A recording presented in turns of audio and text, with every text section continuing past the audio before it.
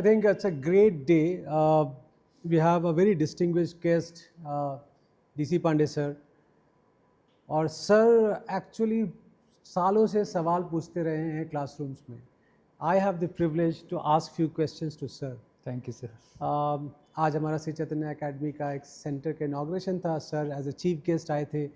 हमने रिक्वेस्ट की सर से कि सर कुछ हम बातचीत कर सके, बच्चों तक ऐसी कुछ बातें पहुंचा सके जो मुझे लगता है कि बहुत इंटरेस्टिंग होगा आपके पर्सपेक्टिव से. लेकिन before I start getting into the overall your professional journey, it will be very interesting know कहाँ पले बड़े आप, थोड़ा परिवार के बारे में, बचपन कैसा गुजरा, आपके पढ़ाई लिखाई में आप कैसे थे. एक्चुअली मेरे पेरेंट्स दोनों के दोनों गवर्नमेंट टीचर्स थे जी. लेकिन मेरे जो दादाजी हैं, मैं कई बार बुक में भी मेंशन करता हूँ, वो अपने टाइम पे उत्तराखंड के एक बहुत अच्छे कवि मतलब थे. वाह. और आज की डेट में भी आपने देखा होगा उत्तराखंड के कई विलेजेज ऐसे हैं जो उतने डेवलप्ड अभी नहीं हैं जी. तो मेरे दादाजी के टाइम पे आप खुद इमेजिन कर सकते हैं कि मतलब वो विलेज मतलब जो अल्मोड़ा से भी रिमोट में थे. जी जी. तो क्या उसका डेवलपमेंट रहा होगा. लेकिन वहाँ रहते हुए भी जो है उनके मतलब आप ये समझिए कि मतलब जो है दिल्ली के मतलब ऑल इंडिया रेडियो में मतलब दिल्ली के पेपर से उनके आर्टिकल्स आते थे. वाह. उस समय मतलब जो है आज से मेरे को लगता है कम से कम 60 to 70 ईयर्स पहले की बात होगी जी. तो मैं जैसे ही बचपन में जब जाता था अपने गांव जाता था या वहाँ जाता था तो सब लोग मेरे को उनके मतलब एज ए ग्रैंडसन मतलब रिकॉग्नाइज करते थे. तो मुझे बड़ा प्राउड फील होता था उनमें.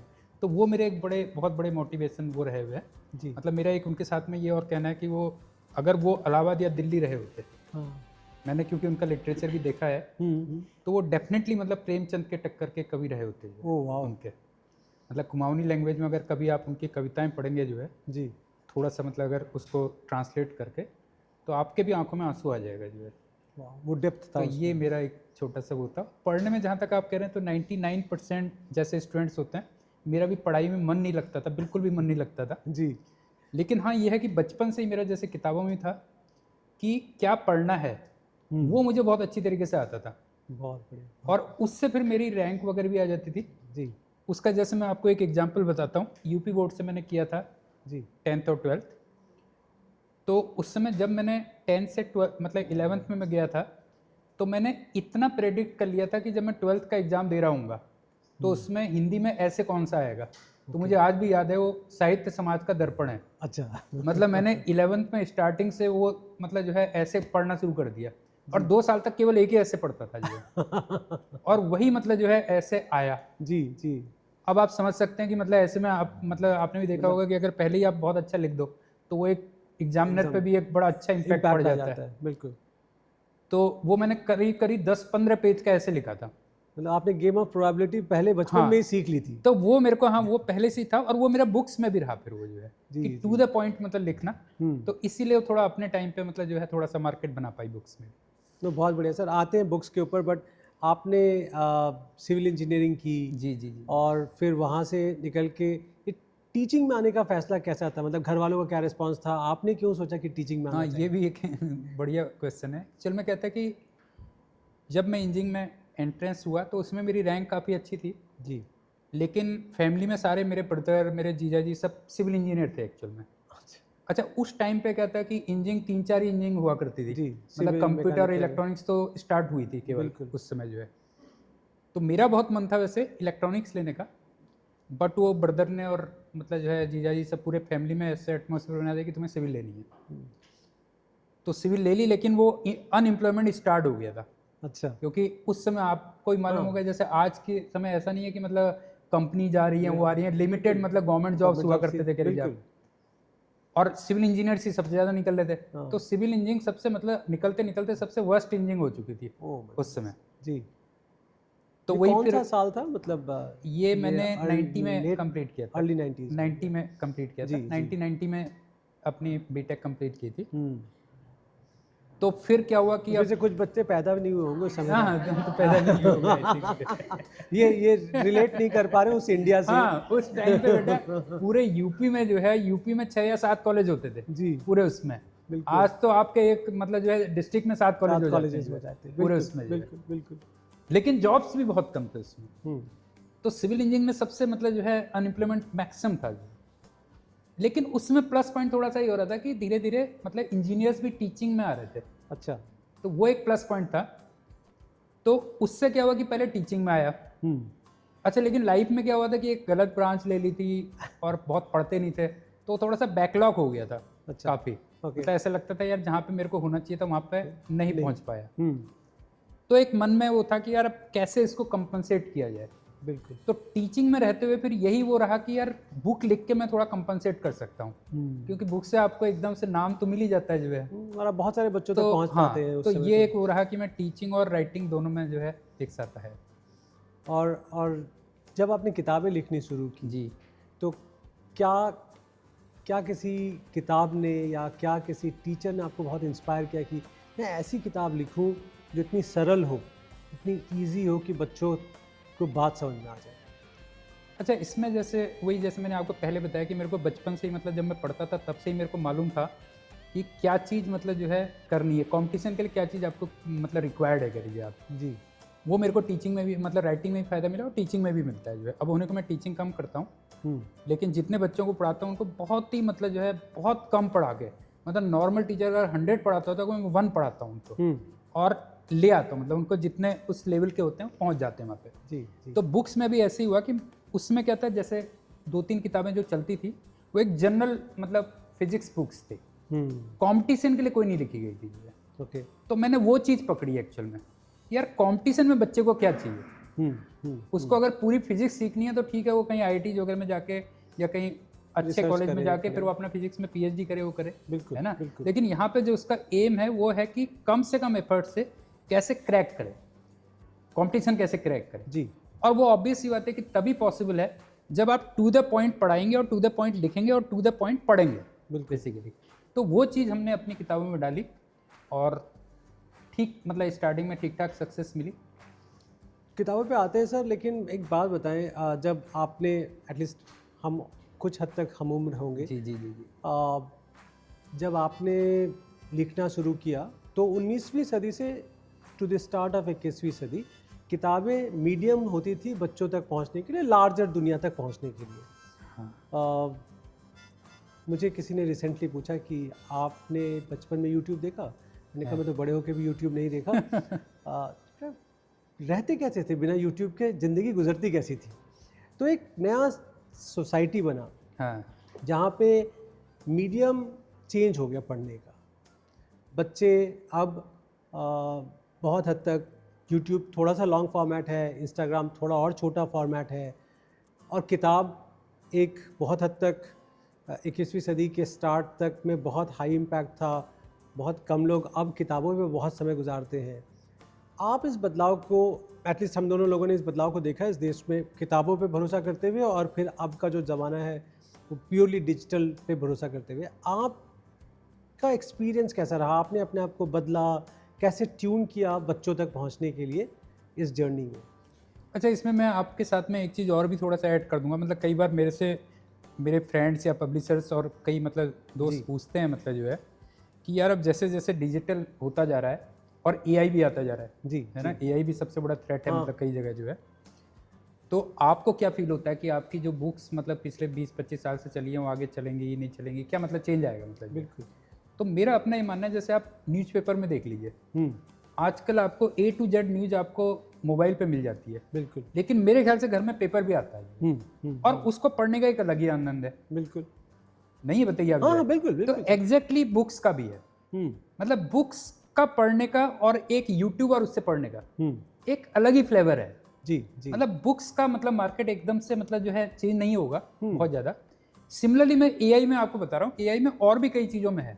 जैसे मैं भी आजकल कई बार जैसे बुक लिखता हूँ तो AI की हेल्प लेता हूँ जी, ऐसा नहीं है कि AI की नहीं लेता हूँ, लेकिन वो इतनी ज़्यादा नॉलेज दे देता है कि अल्टीमेटली एडिट तो हमें करना ही पड़ता है। बिल्कुल। मतलब AI मुझे लगता है कि ऐसा नहीं कि पूरा रिप्लेस कर देगा किसी भी उसमें जो, बिल्कुल, है ना।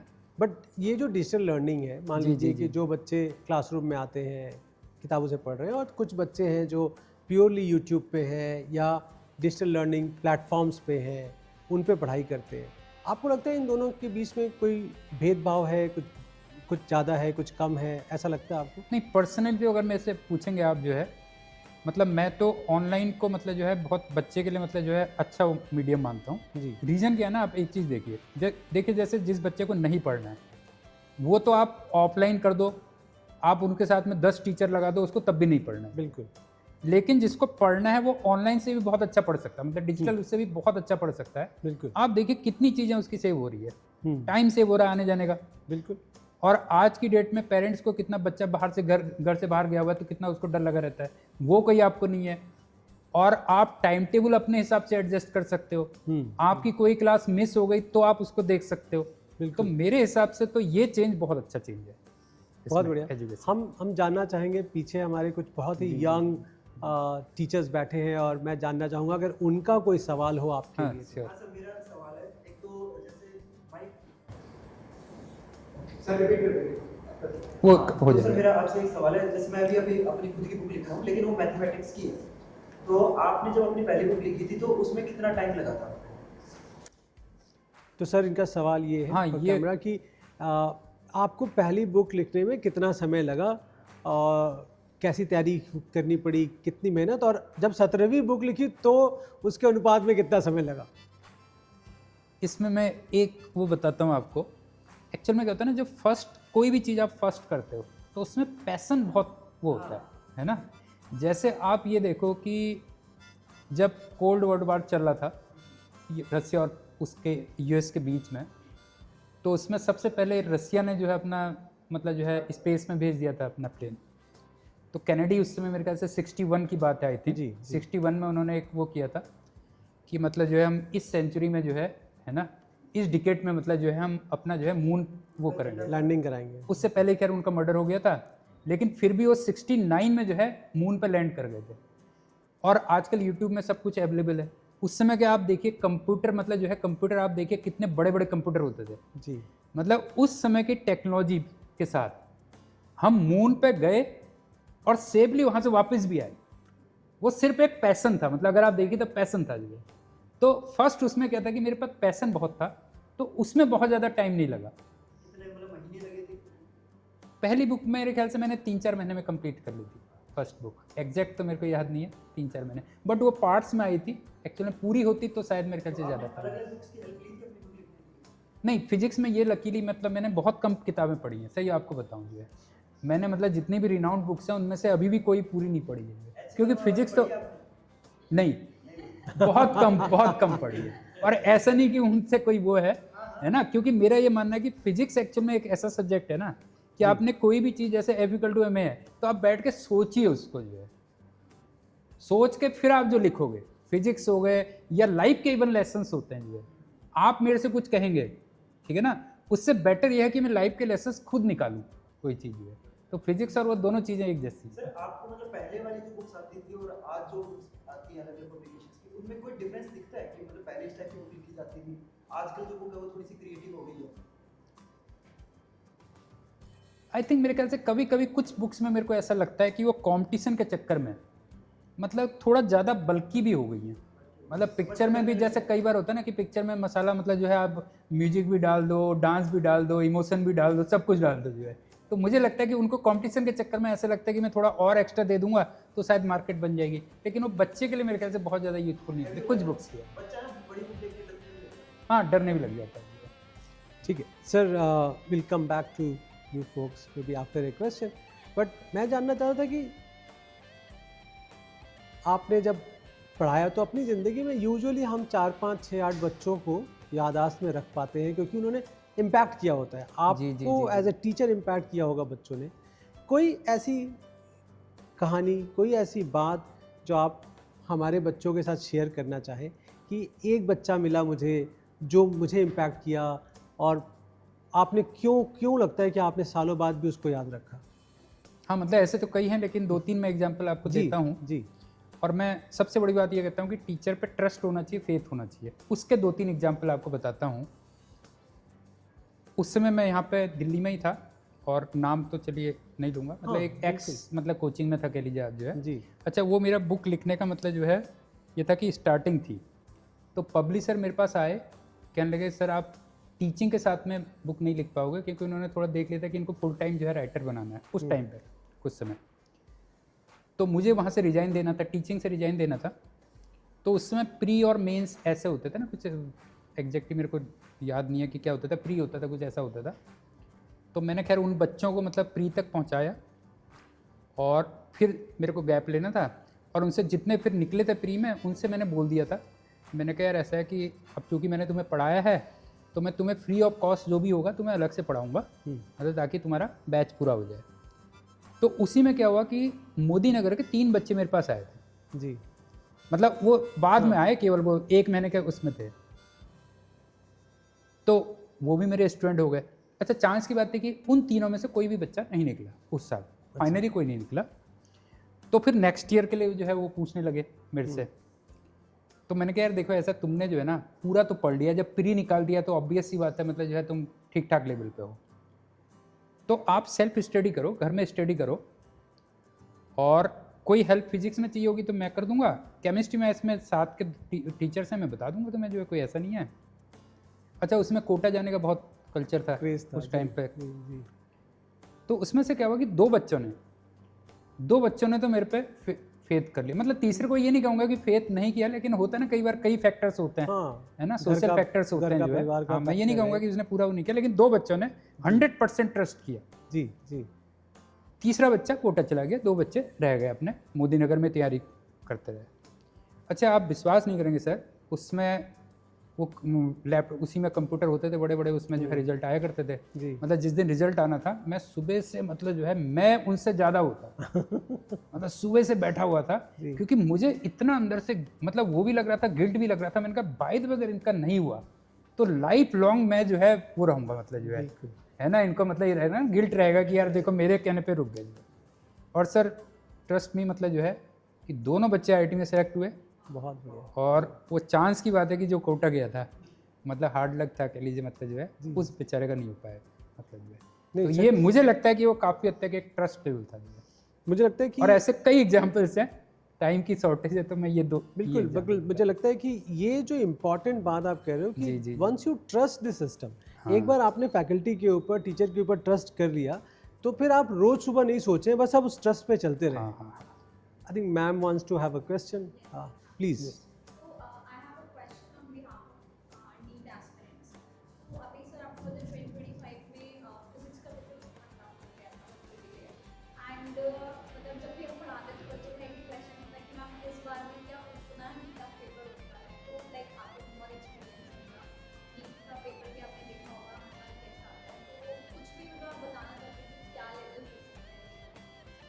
मुझे लगता है कि शायद नेक्स्ट ईयर नहीं होगा, इतना टफ नहीं होगा, और इन केस अगर हो भी जाता है, आप एक सिंपल सी बात देखिए कि अगर पेपर टफ है तो मेरिट भी तो डाउन चली जाती है ना, उससे क्या फ़र्क पड़ना, आप ये बताइए। होता है तो हो लेने दो आप, जो है ना, उसमें आप गलत क्वेश्चन पे मत ट्रैप होइए, मतलब जो है कई बार बच्चे क्या होता है कि नहीं हो पा रहा तो उसमें ट्रैप होकर टाइम वेस्ट कर दिया, तो वो तो एक स्किल है, मतलब आप कैसे उसको करते हो।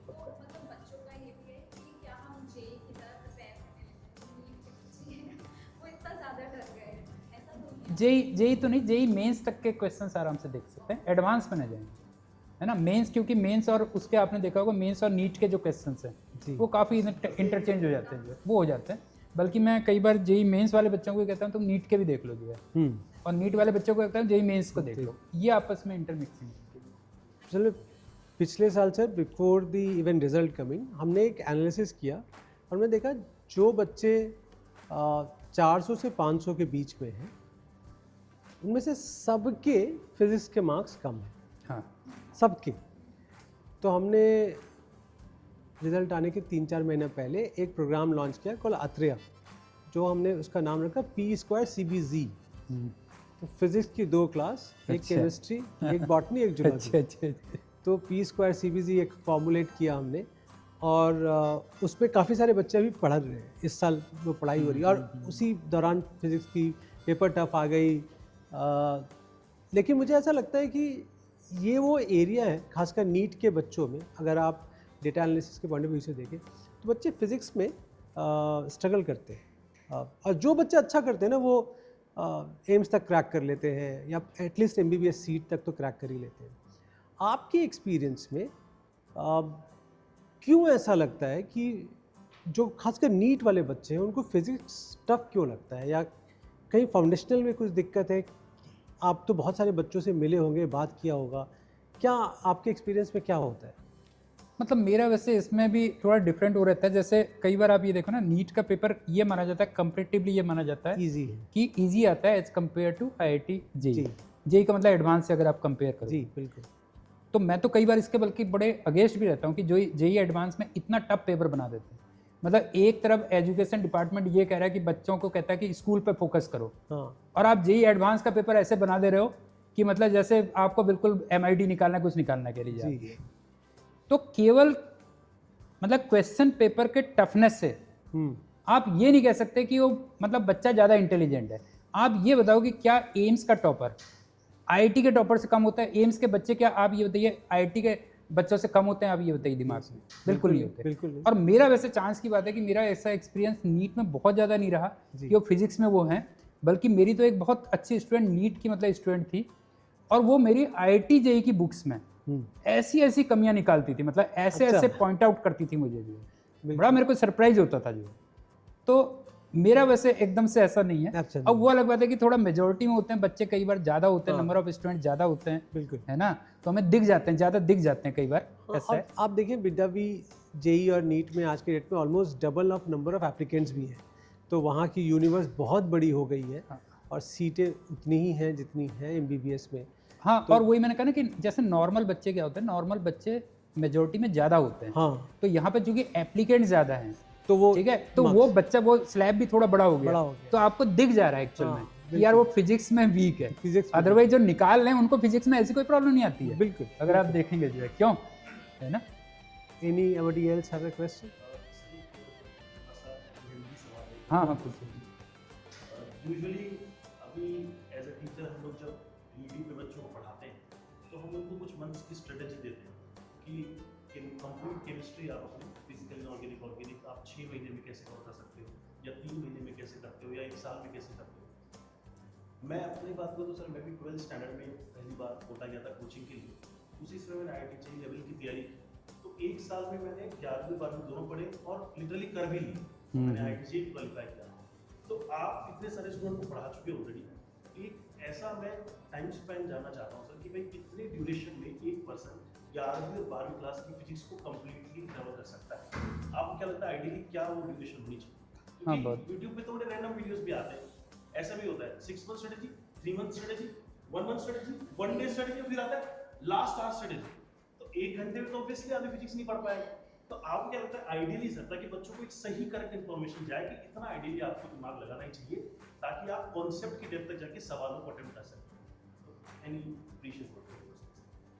मतलब मैं IIT के पॉइंट ऑफ व्यू से बता देता हूँ, क्योंकि उनमें थोड़ा ज़्यादा टच में रहता हूँ मैं, कि IIT जेईई एडवांस की अगर आप बात करेंगे, एडवांस में एक अच्छी रैंक अगर लानी है आपको, टॉप रैंक अगर लानी है, हाँ अंडर 1000, तो तब भी मैं मान के चलता हूँ कि जो कोर्स है, कोर्स आपका अगर टू द पॉइंट आप पढ़ा रहे हो, इधर उधर की फालतू की बातें नहीं कर रहे हो, तो टू द पॉइंट अगर आप पढ़ा रहे हो तो करीब करीब जो है आप ये मान लो 14 मंथ्स में कोर्स हो जाता है, 14 मंथ्स में। और बाकी टाइम फिर वो रिवीजन के लिए आप छोड़िए, क्योंकि रिवीजन भी बहुत ज़रूरी है, क्योंकि बच्चे को सारे तीनों सब्जेक्ट करने हैं और साथ में स्कूल भी देना है उसको जो है। तो वो पता लगा स्टार्ट किया, अभी तो बहुत अच्छे से ढंग से समझ में आ रहा है, लेकिन 6-7 महीने के बाद वो बेचारा भूल जाता है। भाई टीचर तो क्या है ना, टीचर तो बार बार वही चीज़ पढ़ा रहा है और एक ही सब्जेक्ट पढ़ा रहा है, उसको तो याद है, बच्चे को थोड़ी याद हो जाएगा बेचारे को। तो 14 मंथ्स करीब करीब वो चाहिए और बाकी रिवीजन के लिए चाहिए, है ना। इतना मैंने देखा है कि जेईई एडवांस में अच्छी रैंक लाने के लिए इतना 14 मंथ चाहिए होते हैं इससे थोड़ा सा बच्चे को। हाँ करीब करीब जो है इतना। हाँ जैसे अभी मैंने एक क्रैंकर बैच स्टार्ट किया था, तो उसमें मैंने मतलब अप्रैल से हमारा स्टार्ट हुआ था, 11th में लिए थे बच्चे, तो वो नेक्स्ट ईयर मतलब जून में जो है बहुत अच्छी तरीके से कंप्लीट हो गया, और अब उनका कंटिन्यूस मतलब जो है रिवीजन चल रहा है काफ़ी। एक और Prince, you have a question? Okay. Hello sir, सबसे पहले तो सर वेरी बिग फैन, और ये मैं वेट कर रहा था ऐसा मोमेंट कभी बने। मैंने आपकी बुक पढ़ी सर, जी जब मैं IIT की प्रिपरेशन कर रहा था। सैडली IIT क्रैक तो नहीं हुआ, लेकिन हाँ गेट जब क्रैक हुआ तो आपकी बुक से बहुत हेल्प मिली थी मुझे। तो सर मैं बहुत फन मोमेंट पे सवाल पूछूंगा। मेरा सबसे पहला सवाल है, विच सब्जेक्ट यू हेट? मैं पहले तो खैर वो वाला तुम्हारा ना जो तुमने कहा कि sadly I could not crack the IIT JEE, उसको ही थोड़ा करेक्ट करूँगा। आप मेरे को एक बात बताओ कि क्या सारे सक्सेसफुल लोग आईटीएंस हैं या सारे आईटीएन सक्सेसफुल हैं? नहीं है। मैं बहुत सारे आईटीएंस को दिखा दूंगा जो कुछ नहीं कर रहे, सही बताऊँ आपको जो है। तो ये वाली चीज़ तो आप दिमाग में निकाल दो कि आप आईटी आपने क्रैक किया, एम्स क्रैक किया तो ही मतलब जो है लाइफ है, मतलब जो है ऐसा कुछ नहीं है जो है। और दूसरा आपका मेन क्वेश्चन क्या था कि कौन सा सब्जेक्ट आपको पसंद नहीं है? हाँ बिल्कुल पसंद नहीं है। मतलब किसको? मेरे को? मुझे पर्सनली मुझे तो पढ़ाई पसंद नहीं है।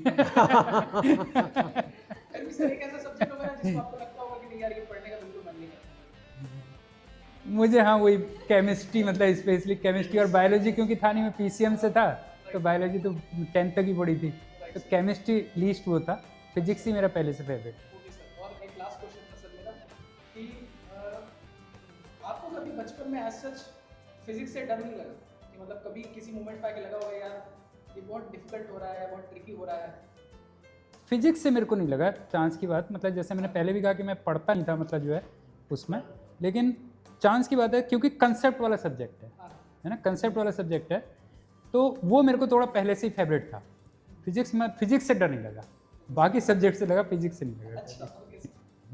Thank you sir. I know you are rushing off time, तो मेरा एक लास्ट सवाल है, सवाल नहीं गुजारिश है जी। बहुत सारे बच्चे हमारे चैनल पे आते हैं और आपको सुनेंगे, तो आप आज बच्चों को क्या बोलना चाहेंगे जो जेई की तैयारी कर रहे हैं? आपका उनको क्या संदेश रहेगा? आप उनसे क्या गुजारिश करना चाहेंगे? मतलब मैं केवल जेई के पॉइंट ऑफ व्यू से नहीं, वैसे भी इन जनरल भी कहूँगा कि एक तो अपने गोल आप लाइफ में बिल्कुल सही सेट करिए। मतलब केवल प्रोफेशनल सक्सेस को आप अपनी लाइफ का गोल मत बनाइए। मतलब लाइफ में सबसे बड़ी चीज़ होती है हैप्पीनेस। मतलब आपका गोल हमेशा होना चाहिए हैप्पीनेस, और हैप्पीनेस ज़रूरी नहीं है कि आप प्रोफेशनली बहुत सक्सेसफुल है तभी आपको मिलेगी। जी बिल्कुल। और कोई भी आप सपोज करिए आप कोई भी गोल फिक्स करते हैं, मान लीजिए आप ये कहते हैं कि मैं आईआईटी करूंगा या नीट करूंगा, है ना, तो उसमें एक तो पहली बात जो भी आप टारगेट अपने फिक्स कर रहे हैं उसमें अपने कैलिबर को जो है जरूर देख के, कैलिबर और मार्केट स्कोप, मतलब ये भी देखना चाहिए कि मार्केट क्या हुआ है ना, मार्केट में उसका स्कोप कैसा चल रहा है। अच्छा, कैलिबर में सिर्फ ब्रेन नहीं आता, कैलिबर में आपके ये भी आते हैं कि आप कितने स्टडी आवर्स कर सकते हो। मतलब उन सब चीज़ों को मिला के अपना इंटरेस्ट और मार्केट में जो भी आपका जो है स्कोप चल रहा है, उस पर्टिकुलर फील्ड का जो भी स्कोप चल रहा है उसको भी जरूर ध्यान में रखिए। कि जैसे आपको सपोज करिए आपको क्रिकेट बहुत अच्छा लगता है, लेकिन अब क्रिकेट में कंपटीशन बहुत ज़्यादा है। बिल्कुल नहीं है, बताइए आप। बिल्कुल बहुत ज़्यादा है। और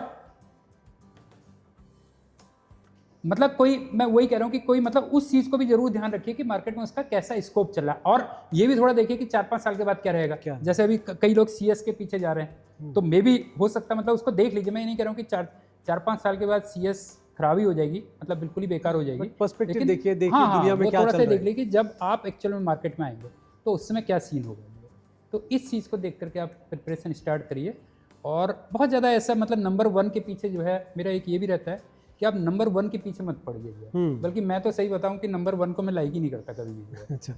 मतलब फर्स्ट रैंक या कोई भी चीज़ अगर बाई चांस आ जाए तो बहुत अच्छी बात है, लेकिन अगर आपने सोच के वो किया कि मेरे को फर्स्ट ही आना है, आपने उसको नेचर बना दिया, तो आप लाइफ को कभी इंजॉय नहीं कर पाओगे। रीज़न क्या है? अभी आप पढ़ रहे हो, आप सोचो मैं टॉप में रहूँ, ठीक है चलो हो गया, आप जो है अब जॉब में गए, भाई वो तो कंपटीशन वहाँ भी है। फिर आपको वो आएगा कि यार मैं वहाँ भी टॉप में रहूँ। बिल्कुल नहीं, बताइए। बिल्कुल हर फील्ड में आपका रहेगा कि मैं टॉप में रहूँ। बिल्कुल। तो अगर आपका नेचर बन गया फर्स्ट रैंक रहने का, तो आप डेफिनेट है कि आप लाइफ को एंजॉय नहीं कर सकते। और वैसी मस्ती में आ गया, फर्स्ट आ गई तो ठीक है, कोई नहीं।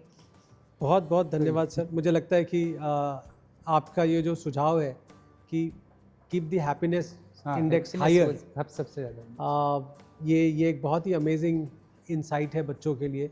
एंड मुझे लगता है कि हमारे टीचर्स इसको, आपके इस मैसेज को और भी एम्पलीफाई करेंगे कि कैसे हम अपने लाइफ को एंजॉय करें, और पढ़ें। मतलब जो भी आप करना चाहते हैं वो कीजिए, लेकिन आप उसको कैसे करने में मज़ा आए। जो हम उस समय भी बात कर रहे थे कि डांस ट्रूप जो आया था, वो जो हैप्पीनेस था उनके फेस पे, वो चाहे कुछ भी हम करें, मतलब वो हैप्पीनेस होनी चाहिए। But on that note sir, thank you so much, it was a pleasure talking to you.